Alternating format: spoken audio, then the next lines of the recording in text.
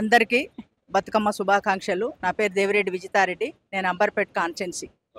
చెప్పండి అంటే బతుకమ్మ శుభాకాంక్షలు అని చెప్పారు కాబట్టి సో కాంగ్రెస్ కూడా బతుకమ్మ చీరలు ఇస్తుందంట 800 చొప్పున అని చెప్పేసి. సో ఎట్లా చెప్తారు అంటే గత ప్రభుత్వం ఏమో లేదు మేమే ప్రతి ఒక్కరికి ఇచ్చినాం బతుకమ్మ చీరలు చాలా మంచిగా ఇచ్చినాం, చాలా క్వాలిటీ పరమైన చీరలు ఇచ్చినాం అని. కాంగ్రెస్ ప్రభుత్వం ఏమో ఇంకా క్వాలిటీకి ఇస్తున్నామని చెప్తారు. ఏం చెప్తారు?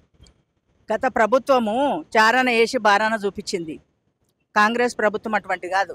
ఇది జాతీయ పార్టీ, ఇంటర్నేషనల్ పార్టీ, స్వతంత్రం తెచ్చినటువంటి పార్టీ.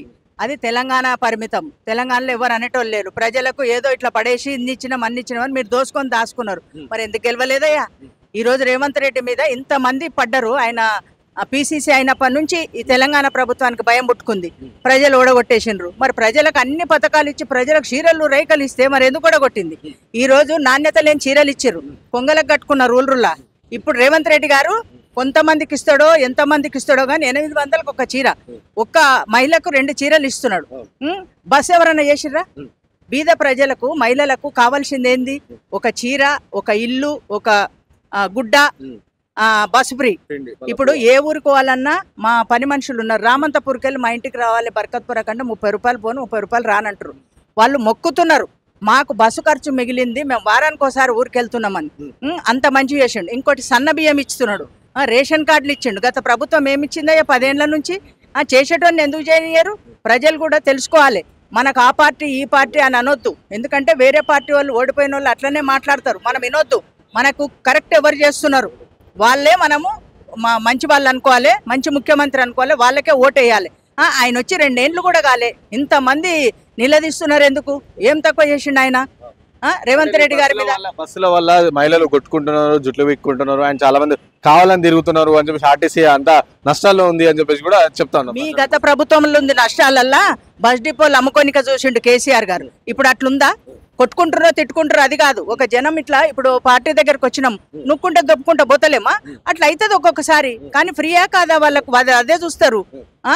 మగవాళ్ళకు సీట్లు తక్కువైపోయి వాళ్ళు కొట్టుకుంటున్నారు అంతే తప్పితే బస్సులు పెట్టినందుకు కొట్టుకుంటలేరు.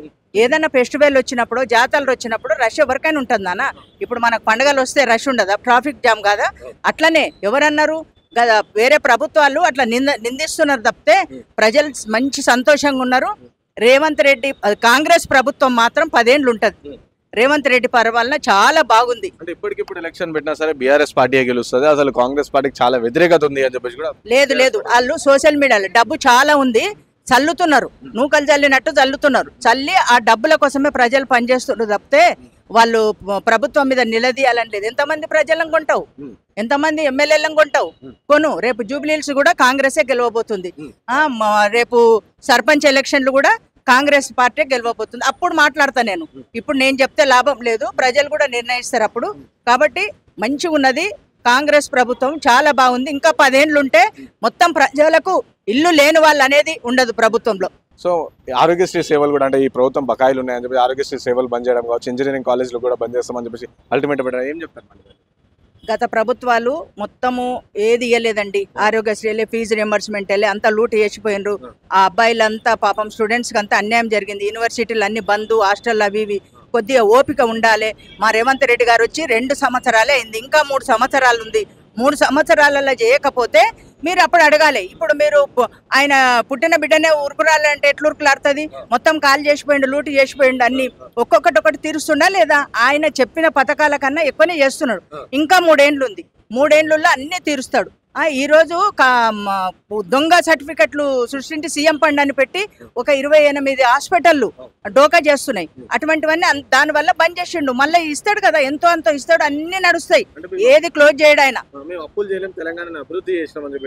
నువ్వు చెప్పుకుంటావు బాగానే చెప్పుకుంటావు నువ్వు. మరి ఎక్కడ పోయింది గల్లపేట? ఎక్కడ పోయింది? మీకు ఇన్ని ఆస్తులు ఎక్కడ వచ్చినాయి? కవిత ఇలా పార్టీ పెట్టడానికి తయారైంది.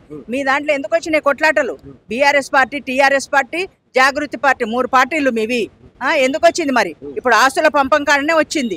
కాబట్టి ఇంకా మిమ్మల్ని బీఆర్ఎస్ పార్టీ కథం అయిపోయింది. ఎవ్వరు నమ్మరు. మీకు డబ్బు ఉంది కాబట్టి మీ వెనక తిరుగుతున్నారు ప్రతి ఎమ్మెల్యే అందరూ. డబ్బు లేకపోతే తెలుస్తుంది మీకు, కొలాప్స్ అయిపోతుంది అది పార్టీ అంతే. తప్పకుండా కాంగ్రెస్ పార్టీ వస్తుంది. జూబ్లీహిల్స్ కూడా 100% ఏ క్యాండిడేట్ని పెట్టినా కాంగ్రెస్ ప్రభుత్వమే గెలుస్తుంది.